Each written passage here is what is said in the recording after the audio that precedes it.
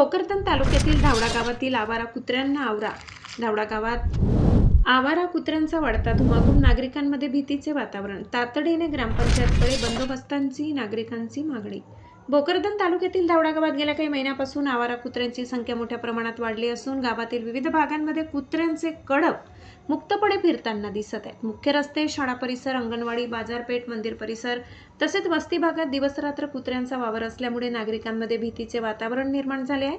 विशेषतः लहान मुले, शालेय विद्यार्थी, महिला, ज्येष्ठ नागरिक तसेच सकाळ संध्याकाळ फिरण्यासाठी बाहेर पडणाऱ्या नागरिकांना मोठ्या त्रासाला सामोरे जावे लागत आहे.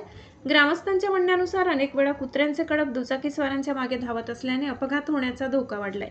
काही ठिकाणी कुत्रे अचानक रस्त्यावर आल्याने वाहन चालकांना ब्रेक लावावे लागत असून त्यामुळे गंभीर अपघात होण्याची शक्यता नाकारता येत नाही. रात्रीच्या वेळी तर हा त्रास अधिक वाढत असून नागरिकांना घराबाहेर पडतानाही भीती वाटते. गावातील अनेक पालकांनी आपल्या मुलांच्या सुरक्षेसाठी चिंता व्यक्त केली आहे. शाळेत ये-जा करणाऱ्या विद्यार्थ्यांना आवारा कुत्र्यांमुळे धोका निर्माण होत असल्याचे सांगितले जात आहे. तसेच काही नागरिकांनी कुत्र्यांनी धावून येणे, पाठलाग करणे आणि चावण्याचा प्रयत्न केल्याच्या घटना घडल्या आहेत. त्यामुळे ग्रामस्थांमध्ये संतापाचे वातावरण आहे. प्रशासनाने या समस्येकडे गांभीर्याने लक्ष देण्याची मागणी होते.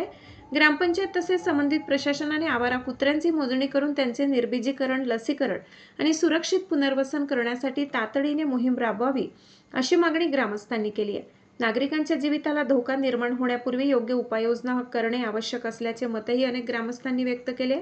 धावडा गावातील वाढत्या आवारा कुत्र्यांच्या समस्येमुळे नागरिक त्रस्त झाले असून प्रशासनाने केवळ आश्वासने न देता तात्काळ ठोस कारवाई करावी अशी एकमुखी मागणी आता जोर धरू लागली आहे.